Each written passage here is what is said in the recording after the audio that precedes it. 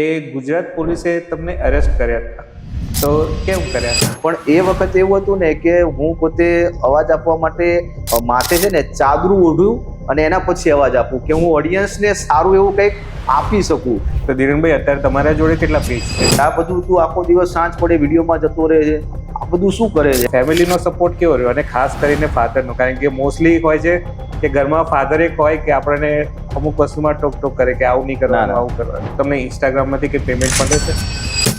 આ એક મોટો પ્રશ્ન છે ધીરેનભાઈ. આપણે મોસ્ટલી અત્યારે હું જે જોઉં છું સોશિયલ મીડિયામાં, તો બધા દુબઈની પ્રોપર્ટીને વધારે ફોકસ કરતા હોય છે, હાઈ મતલબ પ્રમોશનમાં ને એમાં. બરાબર. પણ મેં તમારું પહેલું એવું જોયું કે તમે થાઈલેન્ડની પ્રોપર્ટીઓની વધારે ફોકસ કરો છો, તો એનું શું રીઝન? નમસ્કાર મિત્રો, ગુજ્જુભાઈ ટોક્સમાં આજે આપણા સાથે એક એવા વ્યક્તિ છે કે જેમને ફૂડ ડોમેનને આખું હલાવીને રાખી દીધું છે.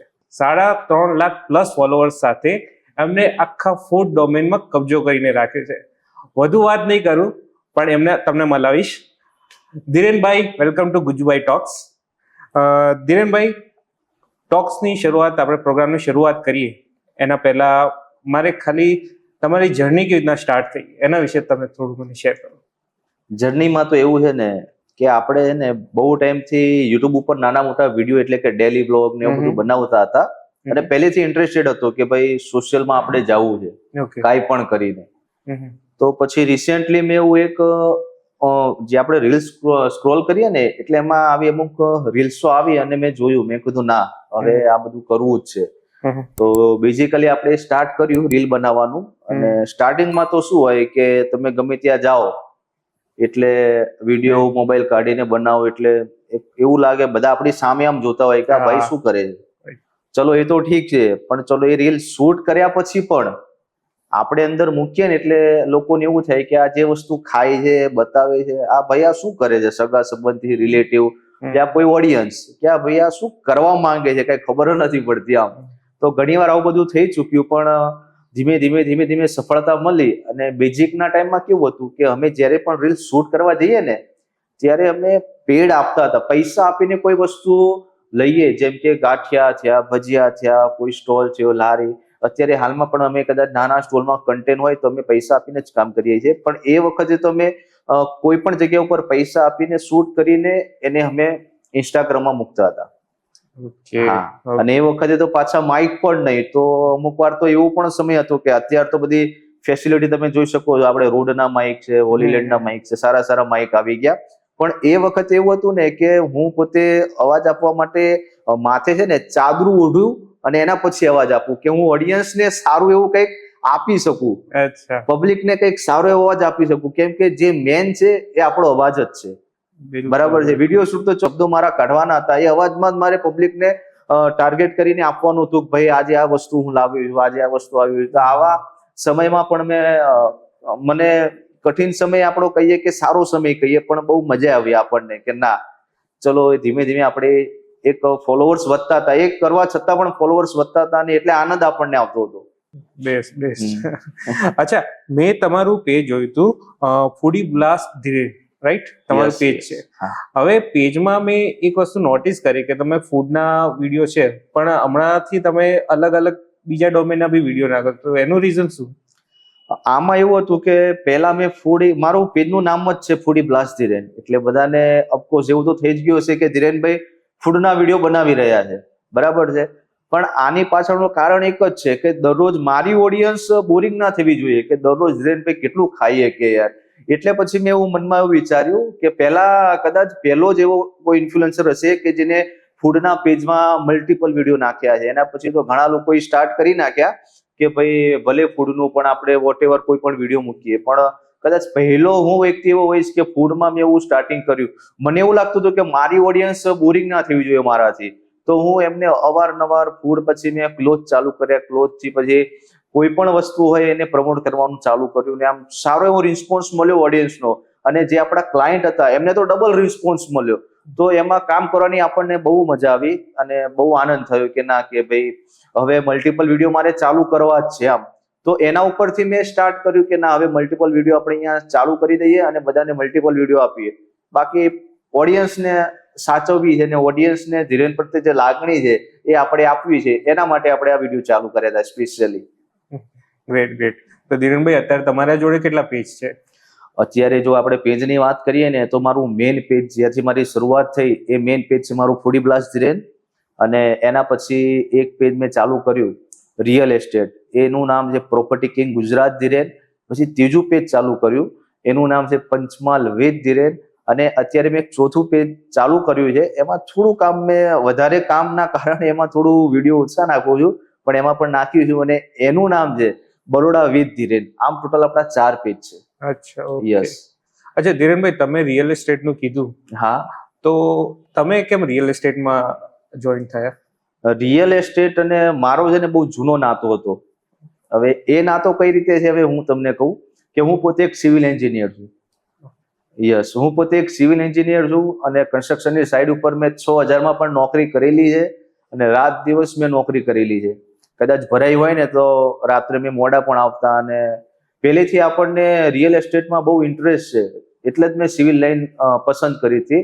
અને બીજી વસ્તુ, સિવિલ એન્જિનિયર અમે 10મું પાસ કર્યું ને ત્યારે અમારે સિવિલ એન્જિનિયર ડિપ્લોમામાં મેં એડમિશન લીધું. તો એ પણ મને એટલી ખબર પડે કે સિવિલ લાઈનમાં કન્સ્ટ્રક્શનનું કામ કરવાનું છે.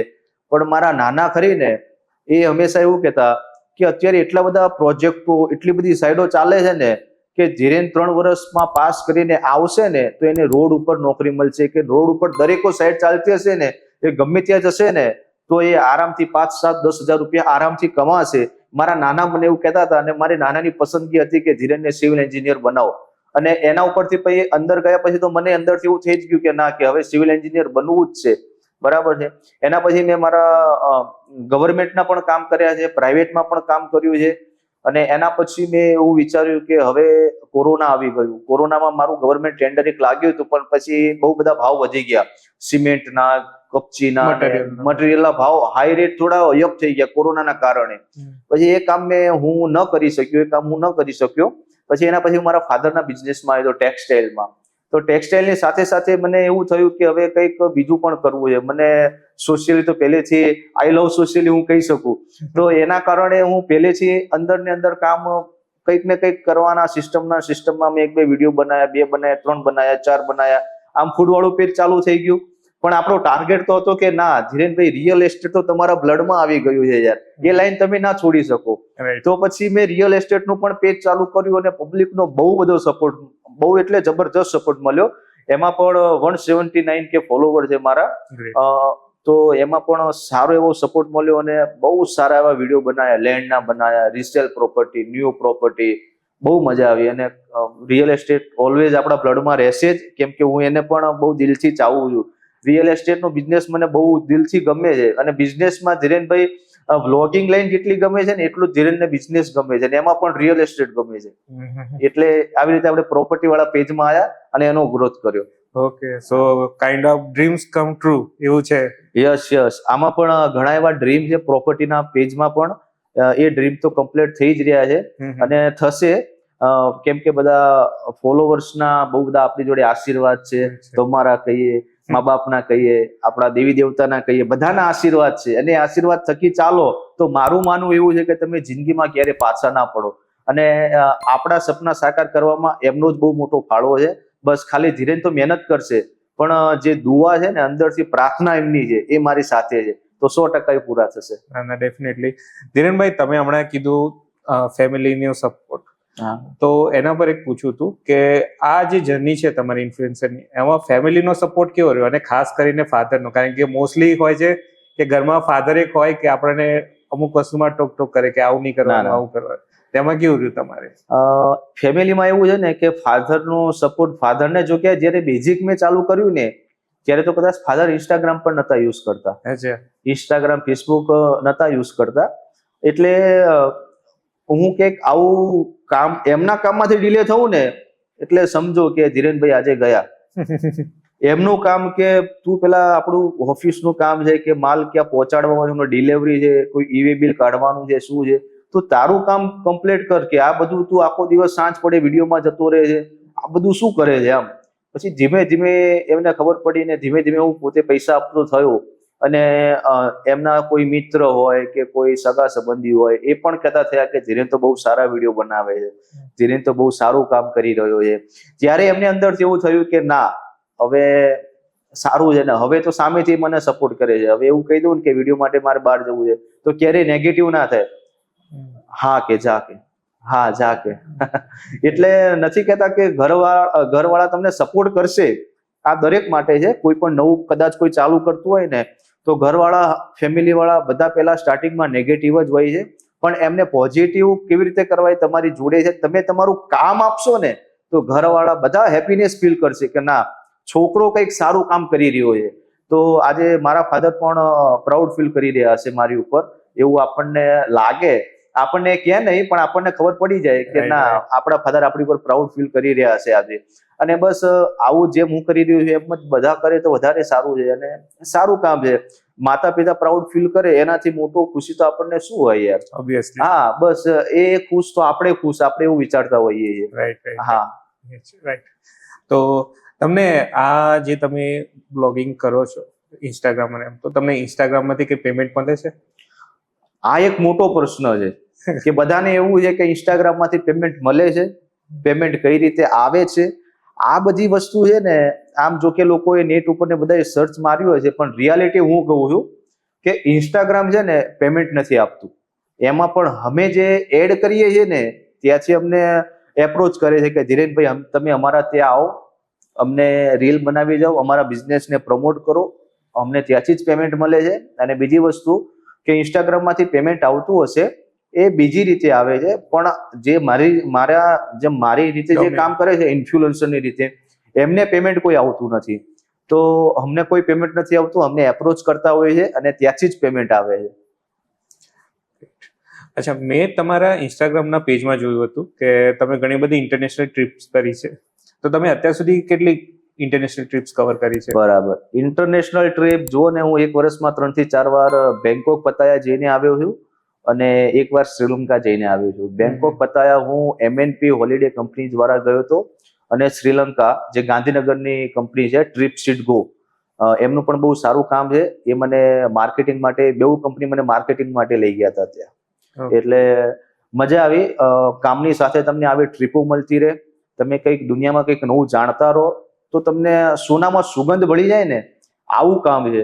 એટલે અંદરથી તમને બધા ઇન્ફ્લુએન્સરને એવું થતું હશે કે બહારનું કોઈ કામ આવે, આમ છે, પણ રિયલીમાં બહારની દુનિયા જાણવી બહુ મજા આવે છે. આ ઇન્ડિયા છોડો, ઇન્ડિયા પછી બીજા દેશમાં શું ચાલી રહ્યું છે, કઈ રીતનું છે, ત્યાંનું ફૂડ છે, એક્સપ્લોર કરો, કંઈક નવી આપણને કંઈક સારું કન્ટેન્ટ મળે, બહુ મજા આવે સાહેબ ફરવાની. અને આપણે આના માધ્યમથી જ મારી પહેલી ઇન્ટરનેશનલ ટ્રીપ આપણે કહીએ ને સોશિયલ મીડિયા એટલે કે ઇન્સ્ટાગ્રામ દ્વારા જ મારા લાઈફની પહેલી ઇન્ટરનેશનલ ટ્રીપ જે કહેવાય ને બેંકોક પતાયા હતી. અને MNP હોલિડે મને લઈ ગયા હતા. એમને પણ નવો બિઝનેસ ચાલુ કર્યો હતો અને મારા ખાસ મિત્ર છે નિકેશભાઈ, મૌલિકભાઈ. અને પછી એમને મને કીધું કે ધીરેનભાઈ મારે રીલ બનાવવી છે. મેં કોઈ પણ ચાર્જ એમની જોડે નતો લીધો અને મને પણ એવું નતું કે આટલો બધો ગ્રોથ થશે. એમની જે પણ રીલ મૂકું બધી મિલિયનમાં, જે પણ રીલ જે મૂકું બધી મિલિયનમાં જ જાય. તો એમને પણ બહુ સારું એવું સેટ થઈ ગયું અને એમની જ્યારે પણ મારે જવું હોય ને ત્યારે મને કે ધીરેનભાઈ ચાલુ. ગ્રેટ.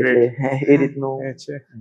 ધીરેનભાઈ, આપણે મોસ્ટલી અત્યારે હું જે જોઉં છું સોશિયલ મીડિયામાં, તો બધા દુબઈની પ્રોપર્ટીને વધારે ફોકસ કરતા હોય છે, મતલબ પ્રમોશનમાં ને એમાં. બરાબર. પણ મેં તમારું પહેલું એવું જોયું કે તમે થાઈલેન્ડની પ્રોપર્ટીઓની વધારે ફોકસ કરો છો. એનું શું રીઝન છે? આમાં એવું છે ને કે હું ઇન્સ્ટાગ્રામમાં આવ્યો ને એના પછી દુબઈ પણ એક સપનું હતું અને આ બધું મારા માટે સપનું જ હતું. પણ મને બેંકોક પતાવીનો પહેલો ચાન્સ મળ્યો. તો પહેલો ચાન્સ મને બેંકોક પતાવીનો મળ્યો MNP હોલિડે દ્વારા અને હું ત્યાં ગયો. તો મને ત્યાં એવું લાગ્યું કે ઇન્ડિયન ક્રાઉડ ત્યાં એટલો બધો છે ને કે ના પૂછો વાત. જ્યાં જુઓ ત્યાં ઇન્ડિયન રેસ્ટોરન્ટ, ઇન્ડિયન સ્પા કો, ઇન્ડિયન ક્લબ કયો, ઇન્ડિયન કોન્ડો કયો, દરેક વસ્તુ ઇન્ડિયન બહુ જ છે. આમ ત્યાં તમે જાઓ ને એટલે આપણને એવું ફીલ ના થાય કે આપણે બીજા દેશમાં આવ્યા છે. ઉપરથી બધા આપણને કેવું એવું જ કે કેમ છો ધીરેનભાઈ, મજામાં, કેમ છો. એટલે ત્યાં ગયા પછી મને એવું થયું કે અહીંયા એટલા બધા ઇન્ડિયન બિઝનેસ કરી રહ્યા છે તો હું પણ અહીંયા કંઈક બિઝનેસ કરું. હું પણ એવું વિચારતો હતો કે હું પણ અહીંયા કંઈક બિઝનેસ કરું. એટલે પછી મારા એક બે મિત્ર હતા, ત્યાં જે બ્રોકરેજનું કામ કરતા હોય ને ત્યાં મને મલાવ્યા, અને એમને પણ મને બહુ સપોર્ટ કર્યો, અને અમે બે પાર્ટનરમાં પછી જોઈન્ટ થઈ ગયા. પછી ત્યાંની પ્રોપર્ટી મેં મૂકવાનું ચાલુ કર્યું. ત્યાં જે હોટલ હોય ને, રનિંગ હોટલ, જેમ કે 170 રૂમની હોટલ હોય, 120 રૂમની હોટલ હોય, કેમ કે અહીંયાથી ટુરિસ્ટ જાય નોર્મલી, બરાબર છે, એટલે ત્યાં મોસ્ટલી એમને સ્ટે માટેની હોટલ છે, વિલા છે. તો આવું બધું હું શૂટ કરીને મૂકવા લાગ્યો. અને કદાચ કોઈ ઇન્ડિયામાં તો ઇન્ડિયામાં કદાચ આપણે ગુજરાતની વાત કરીએ, ચલો ને, ગુજરાતમાં તો કોઈ બેંકોક પચાસની પ્રોપર્ટી મૂકતું જ નતું. એટલે મેં પછી સ્ટાર્ટ કર્યું કે ના, હું અહીંયાની પ્રોપર્ટી શૂટ કરું, અને મને એમાં પણ બહુ સારો એવો રિસ્પોન્સ મળ્યો.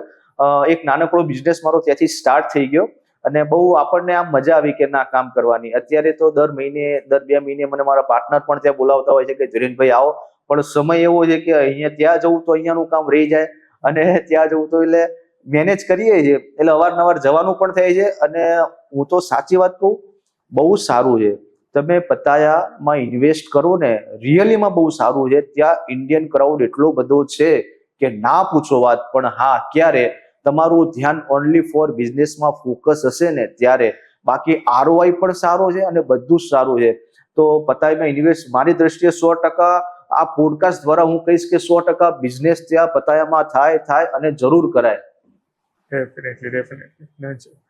ધીરેનભાઈ, એક વાત છે કે આપણે ઓડિયન્સને બહુ ઓછાને ખબર હશે કે ગુજરાત પોલીસે તમને અરેસ્ટ કર્યા હતા, તો કેમ કર્યા હતા? જો આ એક મારા જીવનનો એક પહેલો એવો કિસ્સો કે ધીરેનભાઈ તમે પોલીસ સ્ટેશનમાં આવી જાઓ, આમ શૂટમાંથી ડાયરેક્ટ જ આમ કહેવાય ને કે ભાઈ પોલીસનો ફોન આવે એટલે બધા ગભરાઈ જતા હોય છે. હું પણ ગભરાઈ ગયો કે શું થયું, આવું તો શું થયું કે પોલીસનો ફોન. ને પહેલી વાત તો મને એવું લાગ્યું કે આ પોલીસ હશે જ નહીં, કોઈ મિત્રો હશે, કોઈ મારી મજાક કરતું હશે. તો હું થોડો ત્યાં ડિલે પણ પહોંચ્યો પોલીસ સ્ટેશન. અને પછી ફાઇનલી બીજી વાર ફોન આવ્યો કે ધીરેનભાઈ તમે ઘડી થોડી ફોન કરવાના હોય કે આવી જાઓ ને. તો હું ફાઇનલી પોલીસ સ્ટેશન ગયો. આ મારી લાઈફનો પહેલો એવો કિસ્સો ને કે મેં ક્યારેય વિચાર્યું જ નહોતું કે મારા જોડે આવું કંઈક થશે. કોઈક બેન હશે, બેનનું આપણે નામ નથી લેતા, મારું ઇન્સ્ટાગ્રામ આઈડી એમની દીકરીને બતાવતા હશે. આ ભાઈ મને મેસેજ કરે છે, આ ભાઈ મને લાઈક કરે છે, અને આ ભાઈ આવી રીતે વિડીયો બનાવે છે. એ બેનને તો મેં ક્યારેય જોયા જ નથી, એ બેનને ક્યારેય હું ઓળખતો જ નથી. અને આવું પહેલી વાર હું સાંભળીને હું પણ ચક થઈ ગયો કે આવું કોણ હશે. અને આવી બધી વાત એમની છોકરી 12, 13, 14 વર્ષની છોકરીને કે, એટલે આઈ થિંક થોડી ઘણી સમજતી તો હશે જ. તો એમને બધું કહી દીધું, અને એ બેનનું અફેર ક્યાંક બહાર હશે, તો કદાચ એ જતા પણ રહ્યા. અને એમના ઘરવાળાએ પોલીસ સ્ટેશનમાં ફરિયાદ નોંધાવી કે આવી રીતે મારા વાઈફ જતા રહ્યા છે. તો પોલીસ સ્ટેશનમાં જાઓ એટલે પોલીસ તો પહેલો પ્રશ્ન એક જ પૂછે કે તમને કોઈની ઉપર શક ખરી. ઓલવેઝલી પોલીસ વાળા કે તમને આ બેને કદાચ આવું કાર્ય પહેલી વાર કર્યું છે કે આગળ કોઈ દિવસ થયું છે, કે તમારી દ્રષ્ટિમાં કોઈ આવું માણસ છે કે તમે શક કરો. તો એમની નાનકડી 14 વર્ષની છોકરીએ ઇન્સ્ટાગ્રામ આઈડી મારું ખોલીને પોલીસ વાળાને બતાવ્યું કે આ જે ભાઈ છે એ અમારા મમ્મીને લાઈક કરે છે, આ છે. યાર શું કેવું, પોલીસ વાળા આવું આપણને કે, એટલે મારા તો આમ જે કહેવાય ને કે પરસ્યુ આવી ગયો. યાર શું થયું કે મારી જોડે આમ. એટલે હું પણ વિચારું, અને હું ત્યાં ગયો તો પોલીસ વાળાએ મારો મોબાઈલ લીધો, એમને ચેક કર્યો, એમની ફરજ છે. મોબાઈલ થી લઈને ટોટલી વસ્તુ આપણે ચેક પણ કરાવી કે ના, હું સામેથી કહું કે ચેક કરી લો. અને એમને જે નામ આપ્યું ને, આવા નામનું એક બેન જે હતા ને, એમનું મેં શૂટ કર્યું હતું. એટલે મને એવું કે કદાચ એ જ હતા રહ્યા. હવે એ હતા નહીં, પણ આ બીજા બેન હતા. તો પછી હું ત્યાં ગયો ને, તો મારું મોબાઈલ ને બધું ચેક કર્યું, અને બેંકોક પતાયાના વિડીયો જોયા સ્ટાફે એમના. તો એમને એવું લાગ્યું કે આ ભાઈ તો બેંકોક પતાયા વાળા છે. કે હવે એમને ખબર નહીં, બેંકોક પતાયા ટુરિસ્ટ સિટી પણ છે, અને બે રીતે એ સિટી વખણાય છે, બરાબર. અને મારું તો વર્ક છે, એટલે હું તો અવારનવાર ત્યાં જતો જઉં છું. પછી મને બેસાડીને મારું મોબાઈલ બધું ચેક કર્યું, ચેટ મારી ચેક કરી. પછી મને કીધું કે ધીરેનભાઈ, જો તમારો આમાં કઈ ફાળો હોય તો શોર્ટ મને કહી દો, પાછળથી કઈ આવશે તો તમે ફસાઈ જશો. પણ આપણે તો ગુનેગાર હતા જ નહીં, અને ભગવાન કરે આ વસ્તુ ક્યારેય આપણી જોડે આવે જ નહીં, કેમ કે મારી લાઈન આખી અલગ છે. એટલે હું આમાં ક્યારેય ઇન્ટરફિયર થતો જ નથી. જુઓ, તો પછી મેડમે મેં કીધું, મેડમ શ્યોરલી જુઓ, આવી ભૂલ મારાથી ક્યારેય થાય જ નહીં. કદાચ હું રિપ્લાયમાં અને ઇન્સ્ટાગ્રામમાં સાહેબ સાચી વાત કહું, લેડીઝોના ફોન વધારે આવે છે. કેમ કે ઘરમાં લેડીઝો ફ્રી હોય છે, બપોર પછી કામ પૂરું થાય એટલે ફ્રી હોય, એટલે મેસેજ ને બધું જોતા હોય રીલમાં, તો કોઈકનો ફોન આવી પણ જાય. રિયલ એસ્ટેટમાં પણ એવું થાય કે લેડીઝોના ફોન જાજા આવતા હોય છે. તો એનો મતલબ એવું થોડી હોય, મારે તો ઘણા લેડીઝોના ફોન આવે છે. તો પછી સાહેબને મેં વાત કરી કે તમે તમારે બેફિકર રહો, જ્યારે પણ એવું તમને લાગે તમે ક્રાઇમમાં જઈને મારી ઇન્સ્ટાગ્રામથી લઈને ટોટલી માહિતી ઓપન કરો અને તમને લાગે તો હું પોતે તમારા સામે હાજર થઈ જઈશ. પછી બીજી વાત એ થઈ કે સર મેં આ વસ્તુ તમે મને કીધી, પણ એમની છોકરીને તો બોલાવો કે જે એવું કહે છે. તો છોકરી આવીને તો અમે બે ત્રણ મિત્રો ઉભા હતા, એમાં મારી સામે જ આંગળી કરી. તો મને તો ફરી પરસેવો છૂટી ગયો. મેં કીધું યાર આ શું થયું, મરી ગયા. મેં કીધું કે જો આ છોકરી પણ તમારી સામે આંગળી કરી છે દિનેશભાઈ, હજુ વિચારી લો. મેં કીધું સાહેબ હું ગુનેગાર નથી, હું સાચું કહી રહ્યો છું. તમે જ્યારે પણ ચેક કરો ત્યારે પણ હું તમારી સાથે હાજર થઈ જઈશ. પછી ત્યાં પોલીસ વાળાએ જે રાઇટર હોય ને, મારો જે જવાબ હતો ને એ રાઇટ આઉટ કર્યો, સહી સિગ્નેચર કરાઈ અને મને ત્યાંથી જવા દીધો. એટલે મારી લાઈફમાં આવો એક પહેલો કિસ્સો હશે પોલીસનો કે મેં ક્યારેય વિચાર્યું નતું અને મને તે હાજર કર્યો. એટલે આવું પણ ક્યારેક ક્યારેક થતું હોય છે લાઈફમાં. લાઈફ છે, અલગ અલગ એક્સપિરિયન્સ તો થવાના જ છે. પણ આપણે નથી કહેતા કે આપણી લાઈન સીધી હોય તો કોઈ ચિંતા નથી, બાકી બીજા કંઈક હોય તો લોચા પડી જાય આમાં. તો સાચી વાત છે. નીરુભાઈ લાસ્ટ ક્વેશ્ચન છે કે અત્યારે સોશિયલ મીડિયાનો જમાનો છે, બરાબર. નવા સ્ટુડન્ટ્સ, નવી જનરેશન સોશિયલ મીડિયામાં ઇન્ફ્લુએન્સર બનવા માંગે છે, તો એ જનરેશનને તમે શું એક મેસેજ આપવા માંગશો? જો ઇન્ફ્લુએન્સર આમાં તો શું કરોડો લોકોમાં હજારો કહીએ, હા કરોડો લોકોમાં હજારો લોકોના કિસ્મત કામ કરતા હોય છે. એમાં તમારું કિસ્મત કામ કરશે કે નહીં એ તમને પણ નથી ખબર. અમુક વાર સાચો કોઈ માણસ એવો હોય છે ને કે એની જોડે એટલું બધું નોલેજ હોય છે ને, અમારા કરતા પણ વધારે નોલેજ હોય છે, અમારા કરતા પણ સારી આવડત એની જોડે હોય છે મોબાઈલમાં શૂટ કરવાની, બરાબર છે, પણ એનું કિસ્મત સાથ નથી આપતું. તો એમને હું એ જ કહીશ કે તમે મહેનત ચાલુ રાખો, પણ મહેનતની સાથે તમે જે પણ બિઝનેસ કરી રહ્યા છો, નોકરી કરી રહ્યા છો, એ જરૂર અચૂક જોડે ચાલુ રાખો. કેમ કે ઇન્ફ્લુએન્સર બનવું ને એ કદાચ બધાનું પેશન હોય છે. બિઝનેસ તો પાછળથી થાય છે, પણ પહેલી વસ્તુ કે એમનો બિઝનેસ હોય છે. મારો પણ એક પેશન હતો, એના પછી બિઝનેસમાં કન્વર્ટ થયું, બરાબર છે. એટલે બિઝનેસને હંમેશા સાઈડમાં એટલે જોડી જ રાખવો જોઈએ, પણ સાથે સાથે તમારે નોકરી કે બિઝનેસ કરવું જોઈએ. અને સાથે પેશનની રીતે તમે તમારા ઇન્ફ્લુએન્સર ક્રિએટરને સાથે રહીને કામ કરશો તો 100% ભગવાન તમને એકવાર અચૂક મોકો આપે છે. મારું માનવું એવું છે કે ભગવાન તમને એકવાર અચૂક મોકો આપે છે, એ મોકાને તમે ક્લિક કરી લો ને એટલે સમજો તમે તમારી લાઈફમાં આગળ 100% આવો છો. પણ એ ભગવાન ક્યારે ક્લિક આપે છે, તમારે જ્યારે એક્સેપ્ટ કરવાનું એ બધું તમારી જોડે છે. ભગવાન ક્લિક આપીને જતા રહે તમે લેટ પડો તો એમાં ભગવાનનો વાંક નથી, તમારો વાંક નથી, તમારો જ વાંક કહેવાય, તમારો નહીં, તમારો જ કહેવાય. એવું થતું હોય છે. પણ કરાય, આ લાઈન સારી છે. પણ મેં તમને કીધું ને કે તમારા બિઝનેસને અને તમારી જોબને છોડીને ના કરાય. નકર ઘરમાં મા બાપ છે, દીકરી છે, દીકરા છે, વાઈફ છે, બરાબર છે, આ બધાને તમારી ઉપર જ ડિપેન્ડ હોય છે. અને તમે જો તમારા પેશનને લઈને ચાલ કરશો તો એ શું ખાશે? તો ફેમિલી વાળાનું પણ વિચારવાનું અને પેશનનું પણ વિચારવાનું અને જોબનું બધાનું વિચારીને ચાલો, સફળતા એકવાર જરૂર હાસિલ થશે. ધીરનભાઈ, તમે જે શેર કર્યું એ અમારા માટે, ઓડિયન્સ માટે બહુ જ હેલ્પફુલ છે. તમે જે તમારી જર્ની શેર કરી, અને once again thank you so much. તમે અમારા ગુજુભાઈ ટોક શોમાં આવ્યા અને તમારો ઇમ્પોર્ટન્ટ ટાઈમ શેર કર્યો, પ્લસ તમારા ઇમ્પોર્ટન્ટ થોટ શેર કર્યા. મજા આવી મને પણ તમારી સાથે પોડકાસ્ટમાં, કે જે મારા મનની ઘણી બધી વાતો હતી એ આજે હું પહેલી વાર પોડકાસ્ટ, આ મારું પહેલું પોડકાસ્ટ, અને એમાં હું આ શેર કરી રહ્યો છું. તો બહુ મજા આવી. બાકી મળીએ કંઈક આગામી. ડેફિનેટલી.